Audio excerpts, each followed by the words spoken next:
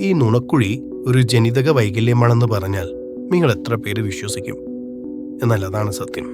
ഒരു വ്യക്തി പുഞ്ചിരിക്കുമ്പോൾ കവിളുകളിൽ സാധാരണയായി പ്രത്യക്ഷപ്പെടുന്ന ചെറിയൊരു കുഴി, മുഖത്തെ പേശീഘടനയിലെ ഒരു പ്രത്യേക വ്യതിയാനം മൂലമാണ് ഇവ ഉണ്ടാവുന്നത്.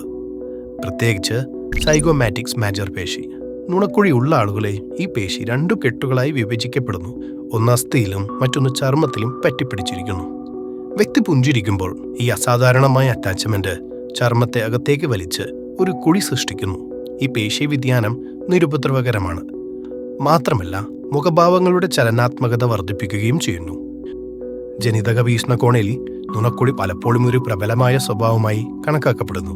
അതായത്, മാതാപിതാക്കളിൽ ഒരാൾക്ക് നുണക്കുഴി ഉണ്ടെങ്കിൽ അവരുടെ കുട്ടികൾക്കും ഉണ്ടാകാനുള്ള സാധ്യത കൂടുതലാണ്.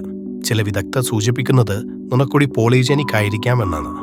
അതായത്, ഒന്നിലധികം ജീനുകൾ ഇതിൽ ഉൾപ്പെട്ടിരിക്കാൻ. കൂടാതെ കുഞ്ഞിന്റെ കൊഴുപ്പ് കാരണം കുഞ്ഞുങ്ങളിൽ നുണക്കുഴി കൂടുതൽ ദൃശ്യമാകാം.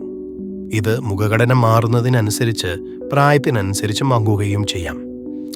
ഗർഭപിണ്ഡത്തിന്റെ വികാസ സമയത്ത് താഴത്തെ താടിയെല്ലുകളുടെ അപൂർണമായ സംയോജനം മൂലമുണ്ടാകുന്ന താടിയിലെ നുണക്കുഴികളുമുണ്ട്. സാങ്കേതികമായി ഒരു ചെറിയ ശരീരഘടനാപരമായ അപാകതയാണെങ്കിലും കവിളുകളിലും താടിയിലും കാണപ്പെടുന്ന നുണക്കുഴികൾ ആകർഷകവും യുവത്വമുള്ളതുമായ സവിശേഷതയായി കണക്കാക്കപ്പെടുന്നു. അവ പുഞ്ചിരി പോലെയുള്ള ഭാവങ്ങൾ വർദ്ധിപ്പിക്കുകയും പലപ്പോഴും ആകർഷണീയതയുമായി ബന്ധപ്പെട്ടിരിക്കുന്നു. അതുകൊണ്ടാണ് പലരും അവയെ അഭികാമ്യമായ മുഖസവിശേഷതയായി കണക്കാക്കുന്നത്.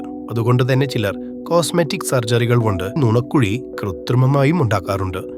ഈ വിഷയത്തിൽ നിങ്ങളുടെ മറ്റു സംശയങ്ങൾ കമൻ്റായി ചോദിച്ചോളൂ. വിദഗ്ധ ഡോക്ടർമാരുടെ സഹായത്തോടെ ഞാൻ നിങ്ങൾക്ക് മറുപടി നൽകാം. Stay healthy. Follow for more.